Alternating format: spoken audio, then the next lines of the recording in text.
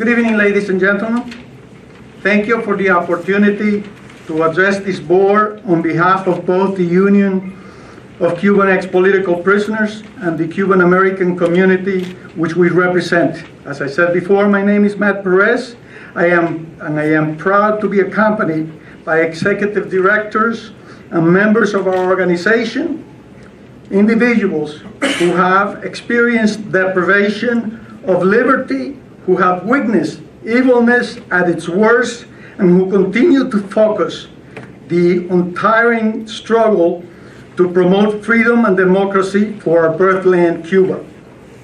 We are here to express our unequivocal support for the approval of the Hudson County resolution consistent with the State of New Jersey 2016 legislature Senate Resolution number 108, issued to express, quote, profound disagreement with the decision of the President of the United States to restore full diplomatic relation with Cuba, close quote.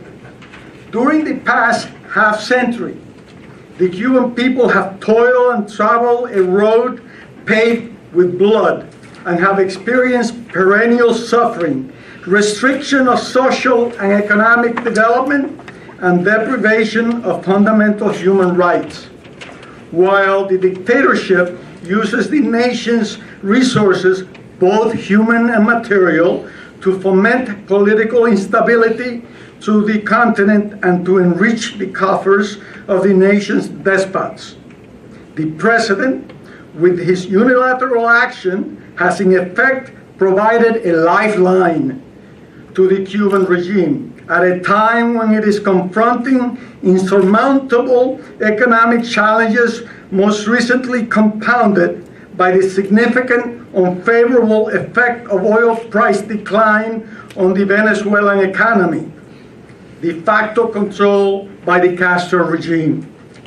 The President has, by his unilateral action, given away our nation's negotiating chips without reciprocal commitments or guarantee of that democracy and adherence to human rights will be assured for the Cuban people. No one is more desirous of our community than our community that has struggled for a free and democratic Cuba for more than 5 decades, to witness Cuba's return to the roster of free and democratic nations. However, history has frequently proven that the Castro regime will not comply with international accords, and it is highly unlikely that it will do so given the President yielding our nation's negotiating leverage at a most precarious time for that regime. Any arrangement with the Castro regime that does not include 1, release of all political prisoners without fear of a revolving door practice, 2, establishment of an interim government independent of Castro's clan, 3, setting forth the environment path both politically and economic, and 4th, immediate compliance with the Universal Declaration of Human Rights. It's a betrayal to the cause of freedom and to all those brave men and women who lost their liberty and to those who made the ultimate sacrifice for the cause of freedom.